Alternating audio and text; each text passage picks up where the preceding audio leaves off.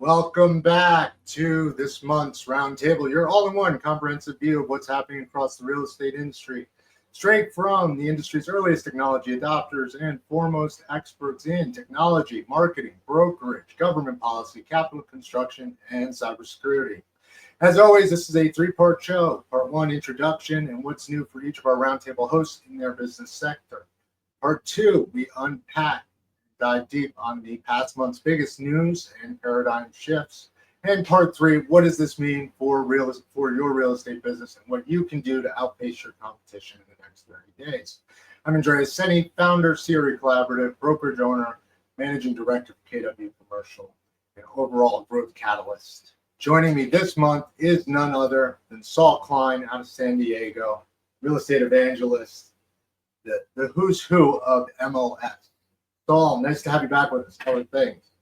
Hey, it's always great to be back and to see you, Andreas, and to be able to interact with all of our friends on this panel that you put together for us every month. And not just our friends, family, and audience, and that's mixed in. 5,043 tune-ins and downloads last month. We have crossed the 5,000 mark. So major benchmark for us. Thank you to our audience. Thank you to our hosts. Thank you, Saul. And speaking of Saul and hosts and others, Dan Wagner also joining us out of Inland, Senior VP Government Relations, fresh from the White House, I'm assuming.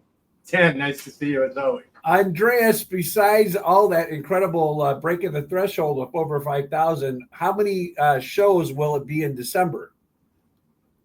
We will hit our 100th episode in December. Woo, woo, woo! Yes, that is, and who knew? And it became a thing, and it became a huge thing, and it is just remarkable. So thank you guys for all you do, joining and being part of, and thank you to our audience for their rating and reviewing of us. It really does help. Well, speaking of rating, reviewing, and audiences, who better to speak to that than Becca Carlson, CEO, Carlson Integrated.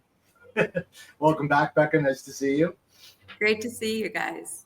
And without someone to build the platform and the product and the buildings, also joining us none other than Chris Abel.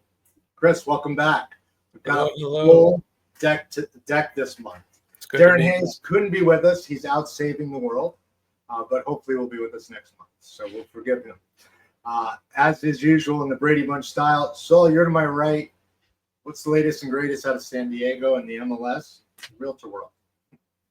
Yeah, well, let's see. Last week I went to a couple of things happened last week. I went to Inman Connect, which is a program put on a couple times a year. It used to be put on once a year. As a matter of fact, the first one was in 1996. It was done in the forest up by the Russian River, and only 50 people were in attendance.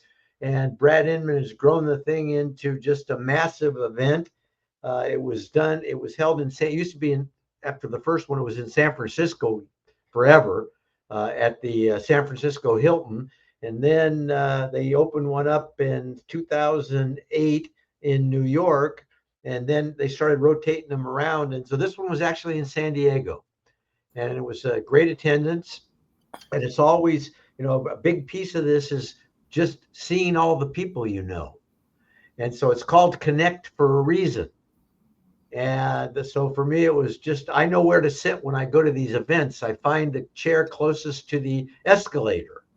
And then as people come up, they all have to walk by where I'm sitting, and I get to see all my friends and talk to all my friends. And so for those people that have never been to an Inman Connect, it's quite a deal, and I highly recommend it. So I had that last week. And then also our MLS, we conducted our strategic planning session at the same hotel. 2 days of strategic planning where you go through your vision, which is a future state of your organization, your mission, which is your purpose. You then create strategic objectives. From the strategic objectives, by the way, you might have 20 strategic objectives, but you don't have the money to fund them. So you might end up funding 5. So you have to prioritize your strategic objectives. And from the strategic objectives, you can dissect and come up with projects, and the projects will have goals.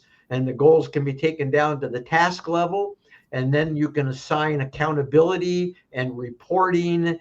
And it's just a process that most associations of realtors and MLSs and most organizations go through the strategic planning process, but it then sets you up for your budgeting. So we're already getting ready at this point to set up our budget for 2026. It's amazing how time flies. So it was an action-packed week.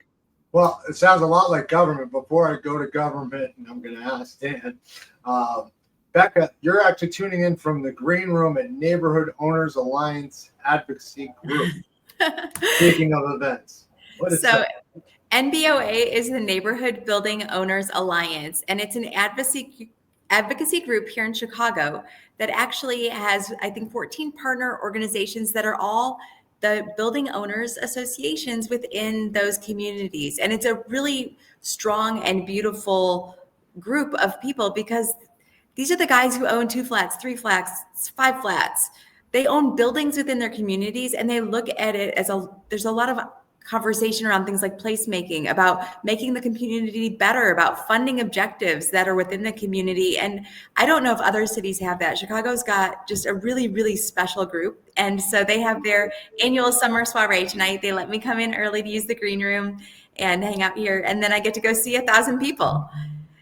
Because network is your net worth. So Saul's got it figured out. You're in the green room now, but you'll be out in public. Saul's by the escalator. I laughed because the minute you said stay by the escalator, I thought of ICSD Vegas. And you hang out by the Starbucks entrance. Everybody waits in line, and that's how you catch everybody there before running your miles and miles and miles. So, Dan, fresh back from any conferences on your end or coming to and from? I wanted to highlight, I want to go back to Saul for a second. So Saul, one of my heroes in this business is Brad Inman too. And do you know where Brad Inman is born and raised? Probably it's somewhere in the Midwest. Carlinville, Illinois. His parents had a shop right on the town square. It was a clothing shop, and that's where he grew up in this town that's very, very, very small. It's about 20 miles south of Springfield. And talk about the American dream. I just got to tell you, I think the world of Brad Inman, and I'm sure he's listening to us right now because he knows that Saul Klein is on this show. So of course he will be on it.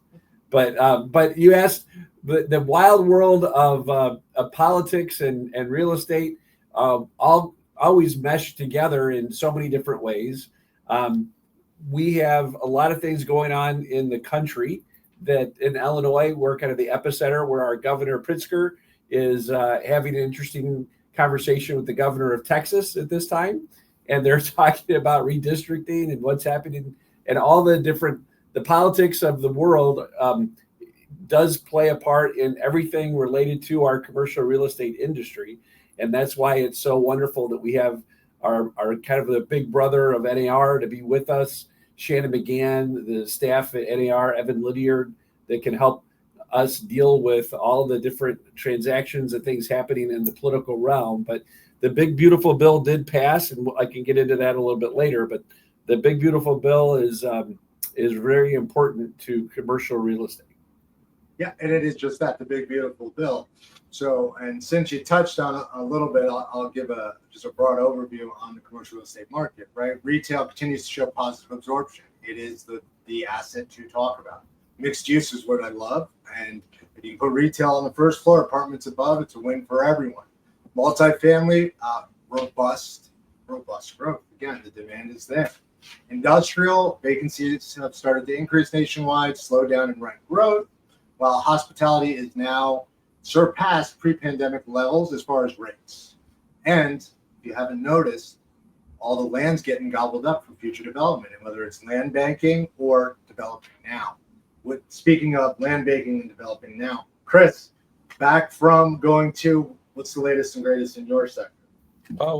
Earlier today, actually, we started planning the ABC One conference, which is going to take place in Indianapolis, actually in May, but we're getting a really early start. So I had the honor of being on and moderating a panel discussion kind of behind the scenes with a bunch of the marketing personnel from ABC across the country and the president of the New York chapter, just to kind of make sure that we're heading in the right direction as far as getting our people on the chapter staff side and leadership better acclimated to what they can be doing more of, or what they can be doing better and using different tools. There was talk of AI, there was talk of a lot of different avenues. So it's all about people on my end right now.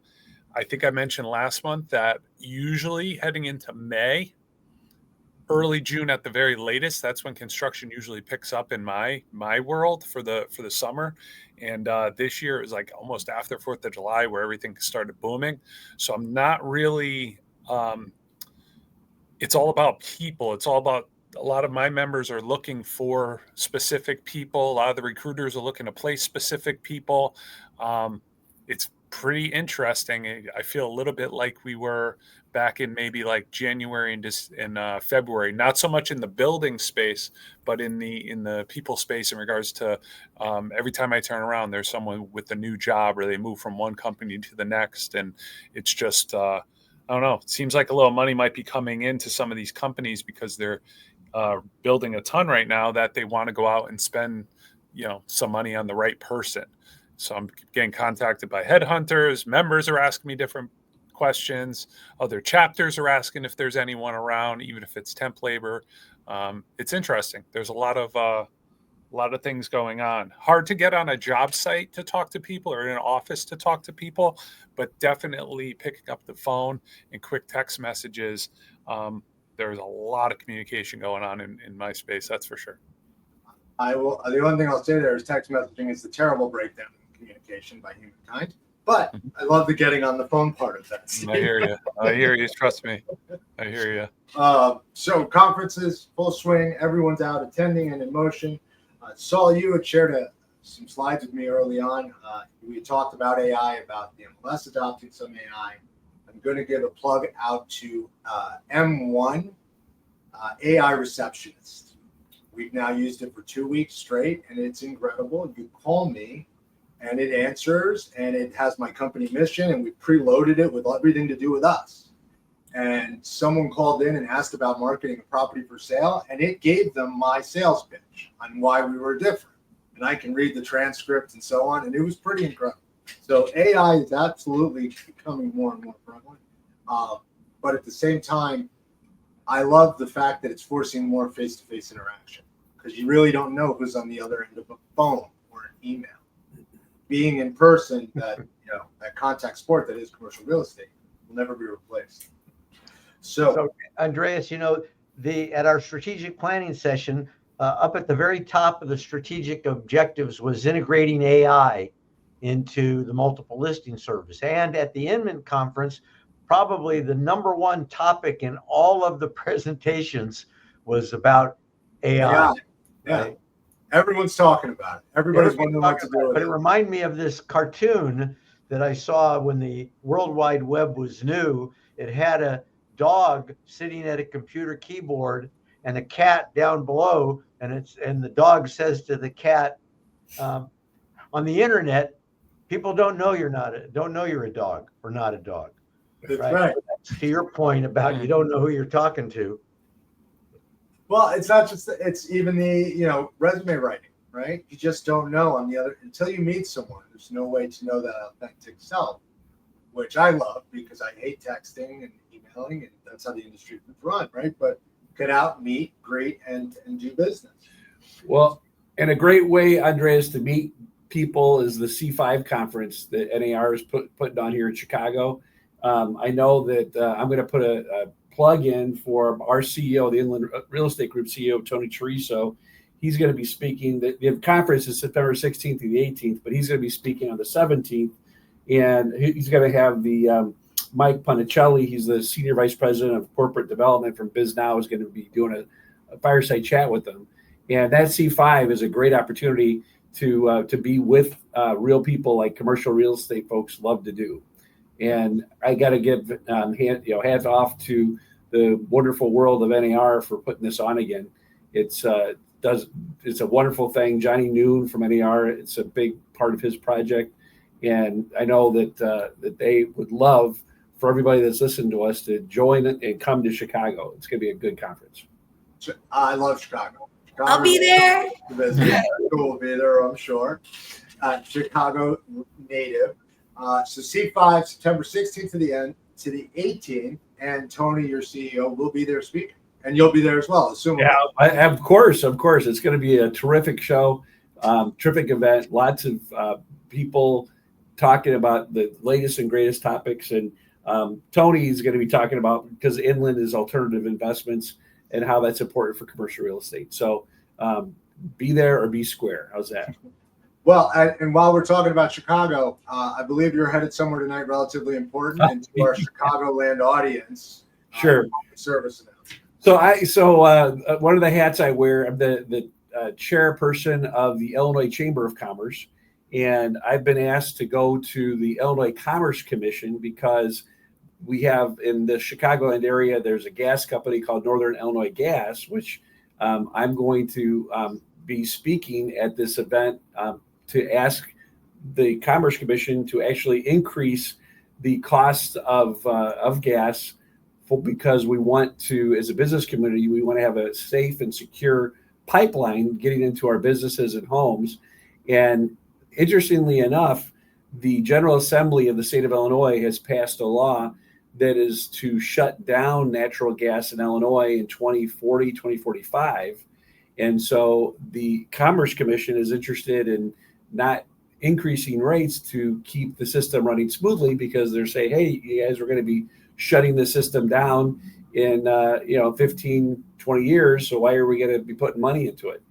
Now the chamber, we hope to get the legislature to change that bill that passed a few years ago, because I don't think they recognized how the energy issue for data centers, for Governor Pritzker here in Illinois has really done a great job to promote quantum computing, and the amount of energy you need to do quantum computing, where they have to have cryogenics, so that the amount of energy to bring computer systems down to almost absolute zero is unbelievably high. And we have also, besides cutting natural gas in 2040, 2045, we also are decommissioning all of our coal fire power, our power plants. And we have some of our nuclear power plants that are offline. So now they're now looking at this as a big issue. And when you're in Illinois with polar vortexes, natural gas is a great way to heat your home. And so folks, when they start realizing in about 15 years or so, you're going to need all new furnaces, dryers, gas stoves. I mean, all that's going to be gone. I think it's going to start waking people up. So although Oak Park, I believe, has already passed a rule that you can't, under all new construction, you cannot have gas stoves. So I don't think Chicago is the only one doing this kind of thing. I think, or Illinois, I think there's other places. Saul, do you have that issue out in California? Well, we got a lot of windmills here, and so it's amazing to me, Dan, when we talk about eliminating sources of energy, that we don't have viable alternatives. At least we don't have cost-effective, viable alternatives, and yet we talk about eliminating. I remember when the buses in San Diego went to natural gas, and they proudly proclaimed how clean natural gas was. Exactly. Right? And now they're talking about getting rid of natural gas, but what's going to replace it? Windmills and solar, which you and I know they can't. They need the battery storage, and the battery storage. I know when the polar vortex happened in Chicago, and Becky, you probably remember the Teslas. It was a parking lot on the streets because the Teslas would die because their batteries couldn't hold the charge because it was negative 40 degrees below zero. So it is a interesting. So we're trying to bring some logic back into the discussion. So I'll be leaving a little bit early tonight to head about an hour and a half away to go to this hearing and give my remarks. But Dan, good luck, because again, it's insanity. It's total insanity. These people are so stupid when they talk about this. It makes absolutely no sense. Now, nuclear power is clean and it makes a lot of sense, but they got rid of those years ago. Yeah. And we've got an idle nuclear power plant here in San Diego. Man, you think about all of the submarines that we have, just about all of them in the United States Navy, and all of the aircraft carriers, they're all nuclear power plants, and they sit right in the harbor. And yet you still have people that they just don't think. It's like, I don't know where these people come from, who teaches them, but they're idiots. Drive me nuts. Well, it is an interesting experience. So I'm honored to be able to speak on behalf of the Illinois Chamber at this event, and it'll be hopefully it'll be eye-opening.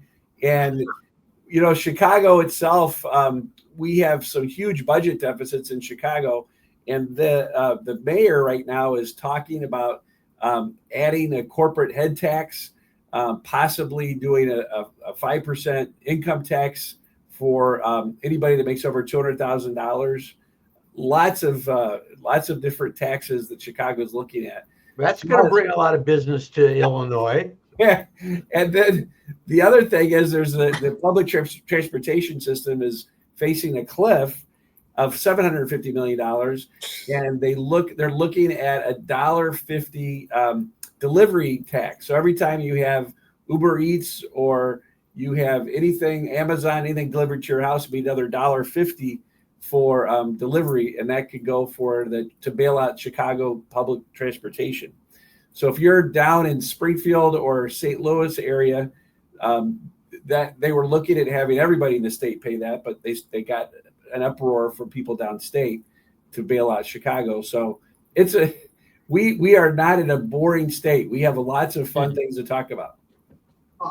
And that's why you should invest in Connecticut. We are completely boring, but our returns are consistent. And we're not as sunny as California. But there's my shameless plug. For those that just looping back quickly, those that don't make it to C5 should at least make it to CMLS and the MLS International Forum, September 15th and 19th, coinciding dates. Thank you, Dan, for all you do, public, private, behind the scenes, both with 1031 Exchange and locally there in Chicago, right? There's just so much in all that you do to impact. Well, and Andreas, just real quickly because of time, I just want to highlight, we talked before last time about the big, beautiful bill. Just again, real quickly for our listeners, the big thing, the permanent extension of opportunity zones is a wonderful thing that happened. Everybody's excited about that. And they're going to be doing a new incentive for rural commercial development, allowing a 30% stepped up in basis for investments held for 5+ years. That's a big deal. The question that some people have is, well, what kind of investments will happen in rural areas that would be able to provide for people? But the idea of housing is obviously clearly one where you'd be able to possibly be able to put up housing and then have people commute into the cities. That could be something to do. We have the full restoration of bonus depreciation restored through 2030. The 1031, obviously, that's near and dear to my heart.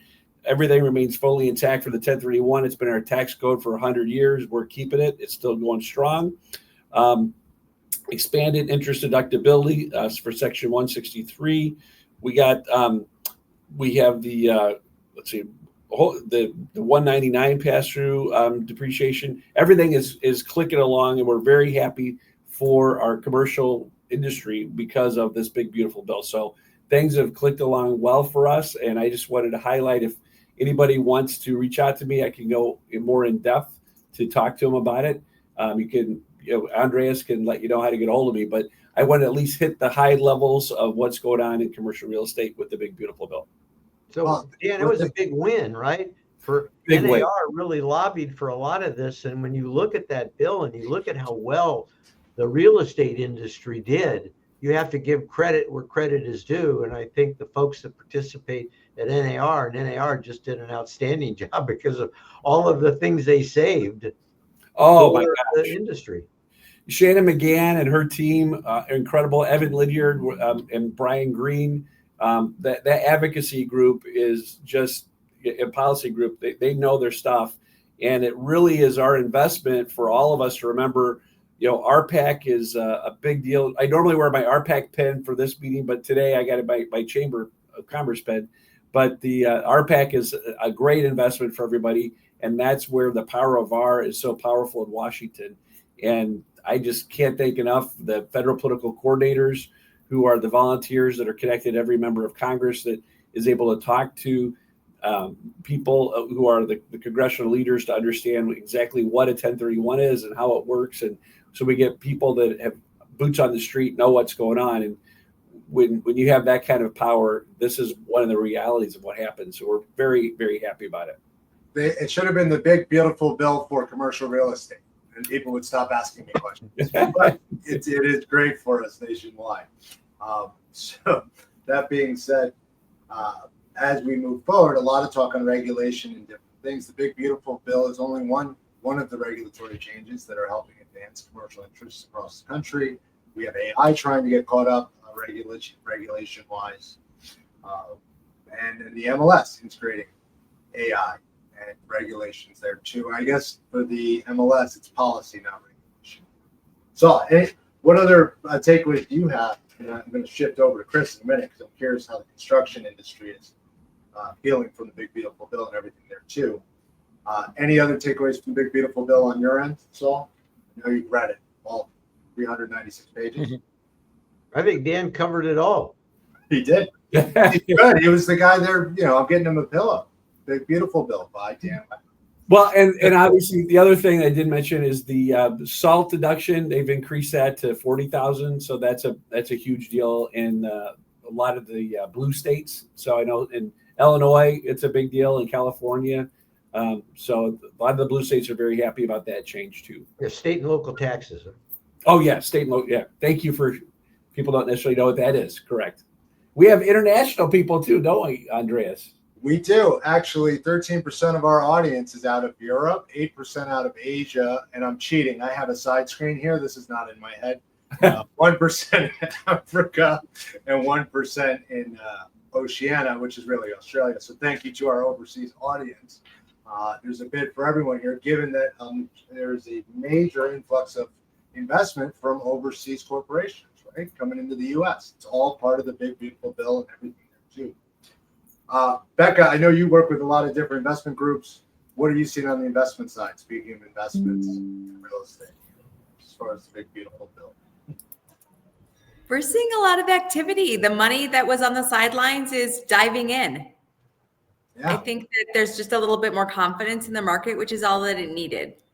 So my clients that are investors are interviewing tenants and owners right now. Their retail is nationwide over 96% occupancy, according to ICSC statistics yesterday.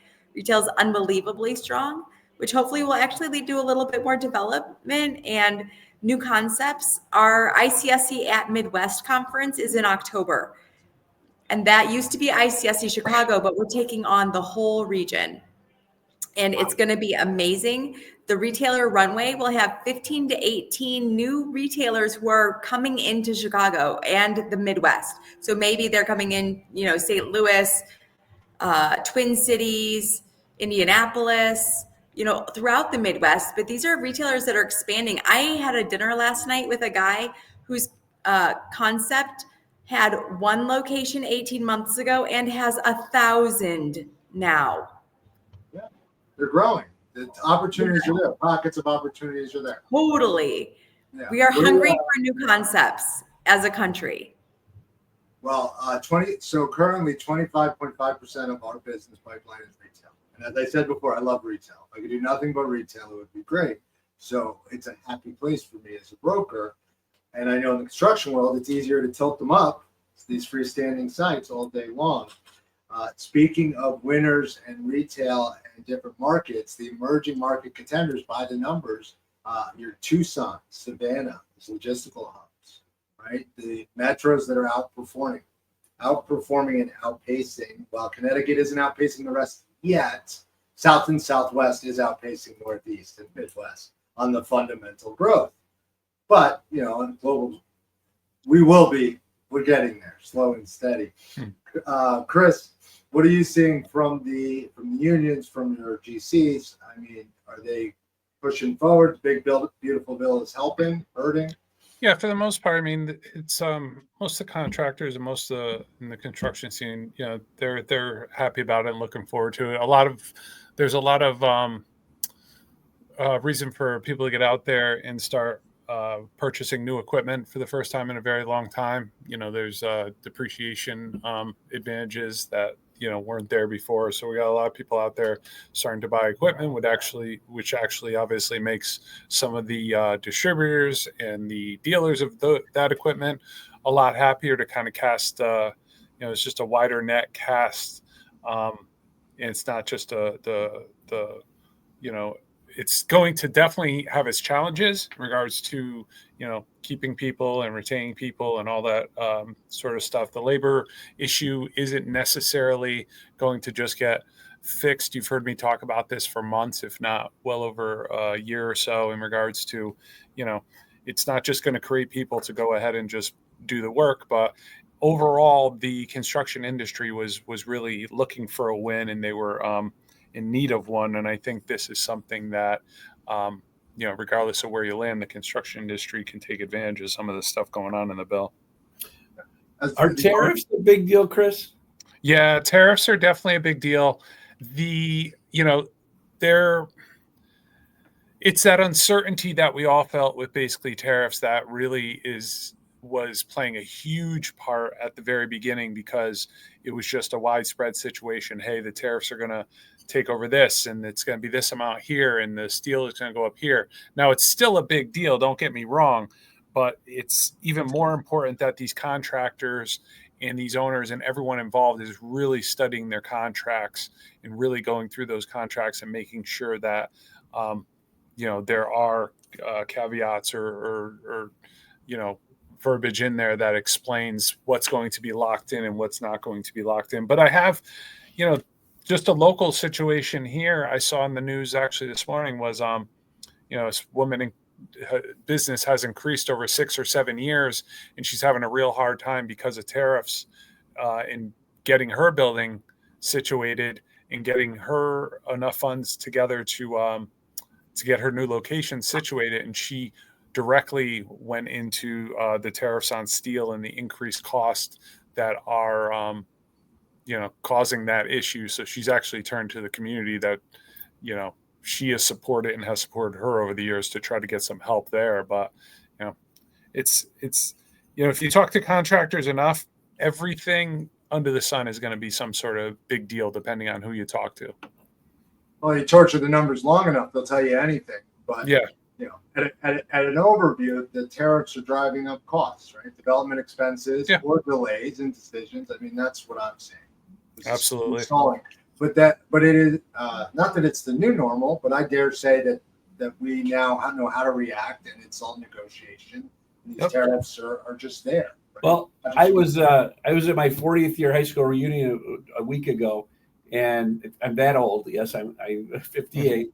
And the one of my classmates, they have a factory in Belleville, Illinois, and they love the tariffs because they're a steel company, and they are actually now able to hire people to do work in the United States in their factory, and they're able to give jobs that they couldn't do before. So they will sing the song of how the tariffs have been helpful for them. Yeah, interesting. Connecticut, we're an industrial state, right? We want to manufacture things, and the tariffs are helping bring more manufacturing back. So I agree. Short-term, mid-term, and long-term effects of tariffs. It's tough. There's many sides to that coin. There are, but we're making it through. There are one.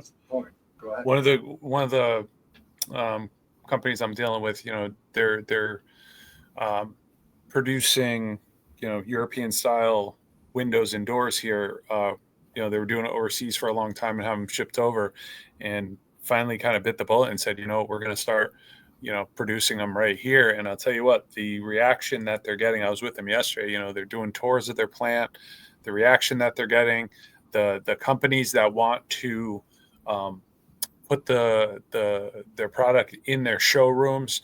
Before you know it, he's going to end up being a supplier, but before you know it, he's going to be strictly a manufacturer within the next year or two if they play their cards right, because they're just going to have to basically get their products put into showrooms, and they're basically just going to be manufacturing them and not going to have to go directly to contractors or owners. So again, there's positive and negative to everything, but it was a great story to hear yesterday. No, it's tough. I mean, the only impervious industry is the car wash. People keep I was just going to say, you know what? The tariffs don't do anything when it comes to the car wash. We had the best month we've ever had, and we've owned it since 1979. We had the best month we ever had in July. It was amazing. I've had clients come to me now, and they're like, I want a car wash. They see you on the show, and they want to buy a car wash. Too many regulations. They can't build them. Oh boy. No, it's there. As always, there's a pathway to profitability. There's opportunity. You just have to know where to look. Well, I'll tell you, Andreas, inland, I mean, we're looking at self-storage is a big thing for us. Alternative investments, the student housing, another great thing, and the senior living. So those are some of our three kind of flavors that we really enjoy right now, are those three. Those are resilient. So those are very resilient. I tell my clients, dogs, continued care, and daycare. Any of those three assets are good. People will spend all day for their dog. They'll spend all day for their loved ones, continued care, and they'll spend anything to get their kids out of there. Dogs, continued care, and daycare. Those are and car washes. I'll add car wash for Saul. and I don't care if they don't build any more car washes. I kind of like That's good. Yeah, I guess you do. So, you know what's going on here in San Diego, and I'm sure all over, the density of residential units is amazing. You look at the cost of building something, and just the huge cost is the land. And so you're not going to be able to create affordability unless you can reduce the per unit land cost. And the way to do that is to increase the density. And the city planners, they kind of know that. And they want to encourage walkability, and they want to discourage driving. Now, Southern California, driving is like a religion. And so to get people to want to walk, but then generationally there are people that do want to walk, and they want to be in the center of everything. So I look around the areas where I live and work, and the units going up, and it's not like the old days when you could build 2 or 3 stories. They're building 7, 8 stories. And you're right, Andreas, in many cases it's mixed use, right? And so that's the old European model. I mean, that's an old idea, this mixed use thing, right? But now you see a lot more mixed use, and I'm talking 7, 8 story buildings in San Diego were rarely, because the land was cheap, rarely at one time did you build up like this. And so to look at some of these buildings and to think in your mind the density, the number of units that can go on a piece of land, let's say the size of the car wash property, is amazing. Highest and best use, and is the building a detriment to the value of the land? And I'll throw some statistics out. So NAHB, decline in high density single family construction, 40% in early 2018, 36% by 2024, highlighting this shift from single family homes to high density. How do I go vertical? How do I and if I am going vertical, how do I get my retail, my amenities, and everything built in? It's all there for us. We just have to know where to look. And Inland's been looking in that direction for a long time. Well, in near where Inland is, in Lisle, Illinois, not far from us, there was Lucid Technologies had this big corporate office, and they just it was in the news today. Well, they tore the building down because the office is going through a major transformation, and what's going to go there is a major data center. And so this big, beautiful office building that it was gorgeous, all torn down, and now a big data center is going to go up. So seeing the transformation of office into the reality of what you wouldn't necessarily expect 20 years ago. Now office is becoming, you got to be creative and think of what are you going to do to change those values, and the market is what happens. And now these data centers are a really big deal. There's another data center that's on the outskirts of the suburbs, and I believe that the price per acre is in the six figures, which people can't even imagine. So lots of interesting changes and dynamics happening in our real estate world. So we've got a comment from Stephen Bielek tuning in, and I hesitate to even ask it, but I'll relay it. So Stephen, thank you for tuning in as always. Real estate blockchain as crypto is getting attention. What are the regulations or thoughts on crypto, given all the attention? Specifically, is it in the big, beautiful bill? And I would parry that by going, well, Trump has doubled down on crypto as an alternative investment, and 401ks are shifting to allow you to invest in these things. I don't know the answer to that, and that might be better for Darren when he's back.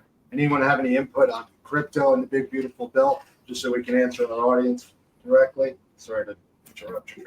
I don't know how it relates to the big, beautiful bill, but it absolutely makes sense. And I know a couple title companies that are allowing you to settle using Bitcoin, right? So it's inevitable. You're going to see it as a means of settlement. Blockchain, I think, is going to be a critical part of the real estate industry. If nothing else, just think about title insurance. Now, title insurance is more than a search of the title.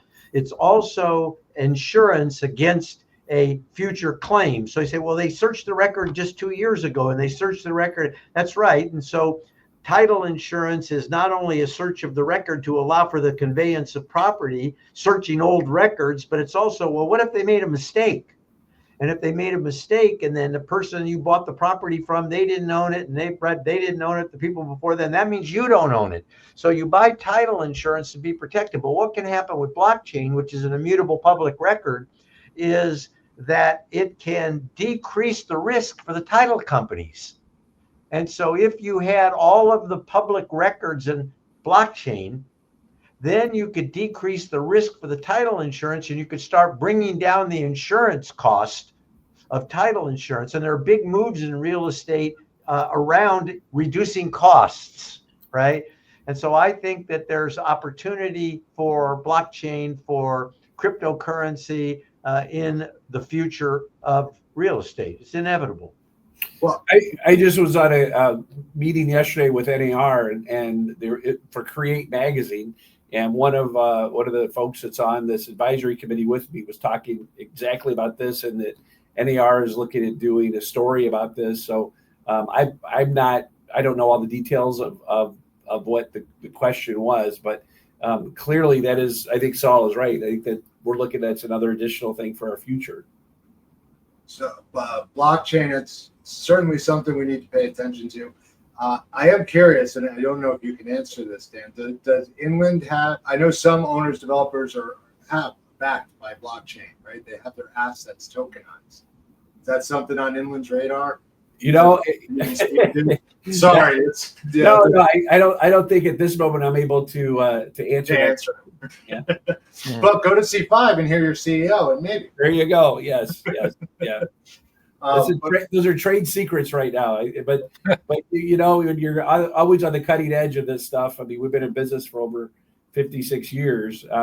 We have people that are always trying to learn the cutting edge. So I'll just leave it at that. Fair enough.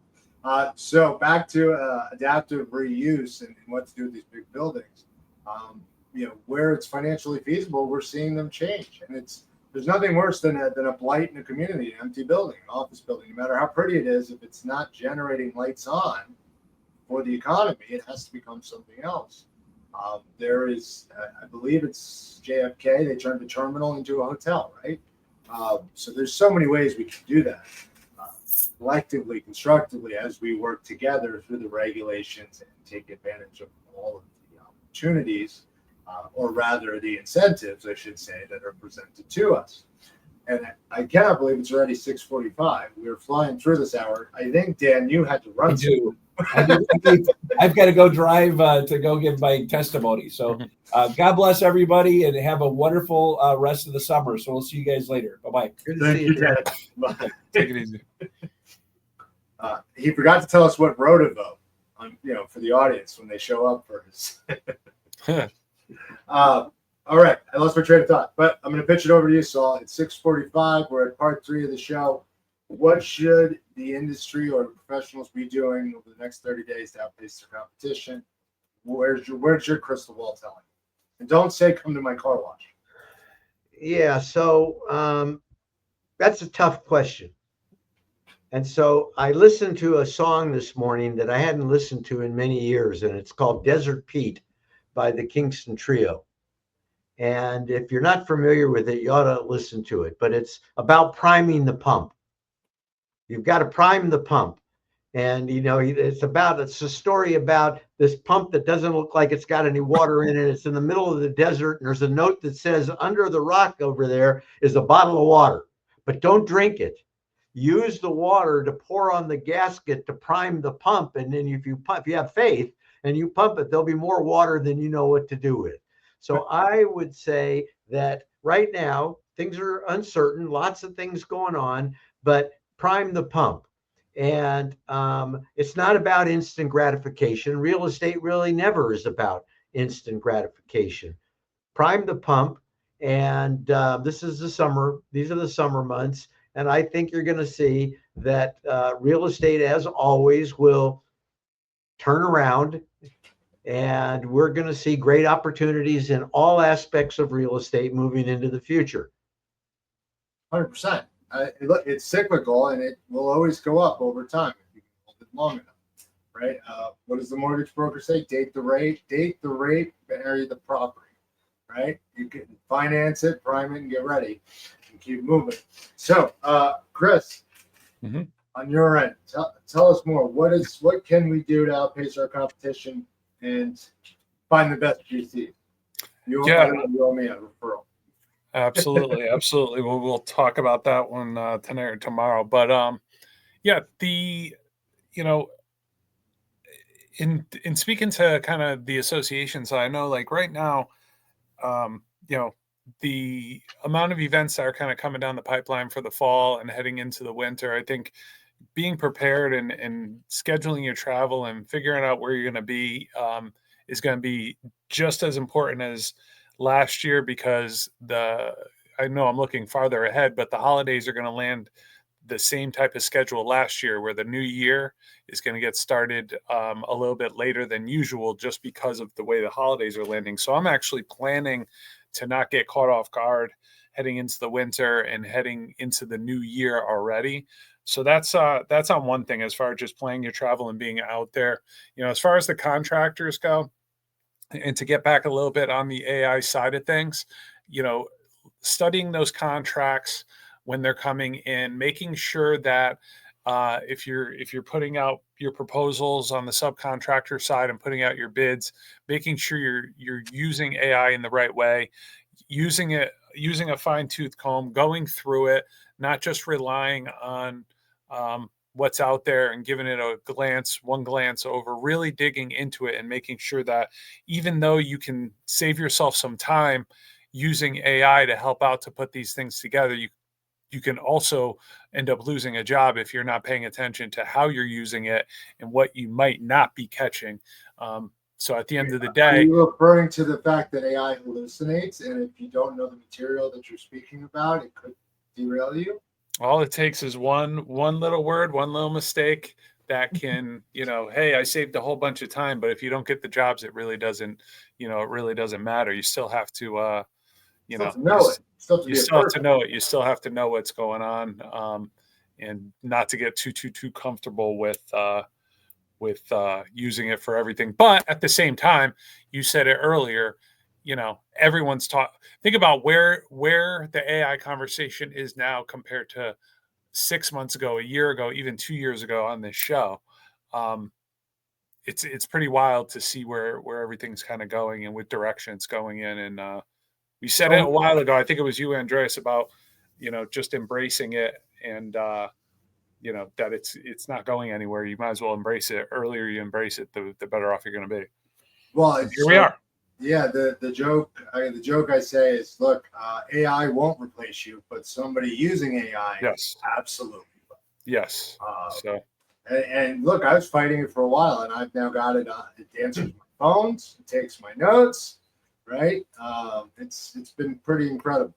Hey, we've been a positive advocate for AI since day one. Sure. You've Sure got have. some of the original URLs. You've been an advocate, an AI advocate, and an MLS advocate. If only you gave stock tips, then we'd be there. There it is.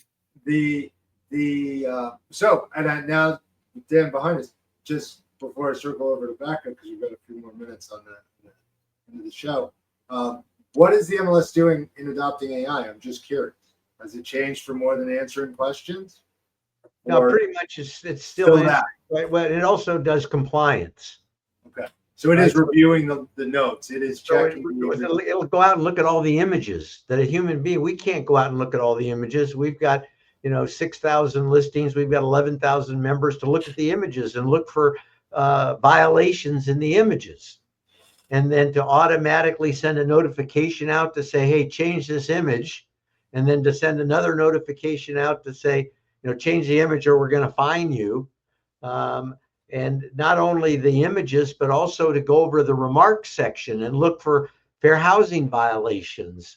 And so there's lots of things that humans can do it, but it take them a lot longer than it takes the AI, right? So the AI is changing the way we run an MLS. Hey, before you give it to Becca, I want to say to my wife, happy anniversary, our 44th wedding anniversary tomorrow. 44 years, somebody told me a prison sentence. But no, 44 years together, and we got children and grandchildren and great-grandchildren. And I couldn't believe that a 2-pound box of See's candy is $61. That's amazing, huh? That's the same candy for every anniversary. But to my wife, Janie, happy anniversary. Well, happy anniversary from all of us to Janie and to you. That's incredible. Thank you. She puts up with you, and there's a car wash deal. She puts up with me. That's the tough part of it, for sure. All my best wishes to all those in Hawaii. Our good friend, your good friend, John Riley. Given everything that's going on, I hope John Riley's doing well. So much opportunity out there and so much disaster out there, but believing in the good, right? There is good out there. Becca, what's the greatest thing you could give to the audience for the next 30 days? Well, I actually had a question, Andreas. Are you getting website traffic from chat engines? Yes. The short answer to that question is yes. So 3 or 4 shows ago, Becca had the suggestion that we work to preload the AI models and go in and promote or ask the AI to refine our business information. So about EAC properties, as an example. Why? Because today's youth is not going to Google. They're asking ChatGPT, where do I find XYZ? So yes, we are getting traffic from AI. As I said, AI answers my phones. It takes my notes. And if I upgrade my washing machine, it'll do my laundry. I've seen that added from one of them. So yes, thank you for that. Is that leading into your tip? Well, we are talking about AI, so I think it's important to circle back on those conversations that we've had historically.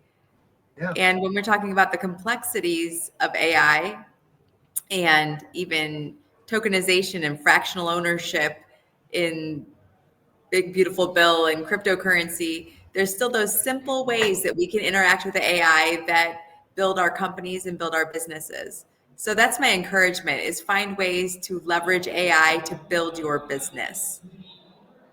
Or hire Carlson Integrated? No, just kidding. Oh, yeah, I love helping people. Please, anytime. So truly, that was, you said it, I don't know, 2 seasons ago. It's underserved or underpopulated markets for media. Like Google My Business was an underserved and underpopulated market that got you to the first page of Google. And in 3 episodes ago, we talked about this. I believe I had said, this is that next Google My Business. If you get in there now, that's the first page of Google. And yes, it's proven to do very well.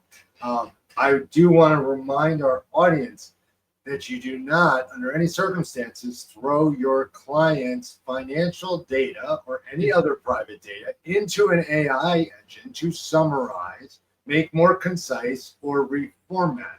You are public sourcing that data the moment you do. Massive amounts of engineers got fired for doing this with trade secrets. But imagine how many board members are out there with ChatGPT and they get a big deck from their board meeting and they go summarize this for me. Because they do it, because it's happened. It's been in the news. Which I guess leads me to my tip. You kind of let me fall into it. Be cautious with how you use AI. I, to this day, stick to the fact that it is a day one intern. I check the transcripts on my A1 receptionist daily to see if it's screwing up. Like Jim Fried, it couldn't pronounce my name. Shout out to Jim Fried and his show. So I had to teach it how to pronounce my name. But it's getting better and smarter and growing up, as they say. So if you aren't using it, someone using it will replace you, bar none, is my 2 cents for the industry. And just a quick reminder, please do come see us at CRETech. Becca's coming. I will be there. Darren Hayes is joining. CRETech. And what's the date, Becca? Do you know it offhand? You got it. October 21st to 22nd to the 22nd. It is the largest real estate meetings program, and it is the intersection of institutional capital, real estate technology and innovation, and commercial real estate operators. It is just big enough that everyone should go there, but still small enough that you can get real quality conversation in with those that you meet. Hope to see everyone there. As always, my fellow co-hosts, it's an incredible time spent, an hour together. Thank you to my audience. Thank you to all of you. Any last bits, we'll have to say them still next month. We'll see you next month. Thank you, one and all. And with that, we will see you in a month. Thanks for tuning in to the Real Estate Roundtable, powered by Creco.Ai, your source for the latest in real estate and technology. For past episodes, sector interviews, and more great content, follow us on all social media and YouTube at CRECollaborative. You can also find us anywhere you listen to podcasts. Please like, subscribe, and share. It really does help. Thanks again for tuning in, and we'll see you at the next Real Estate Roundtable.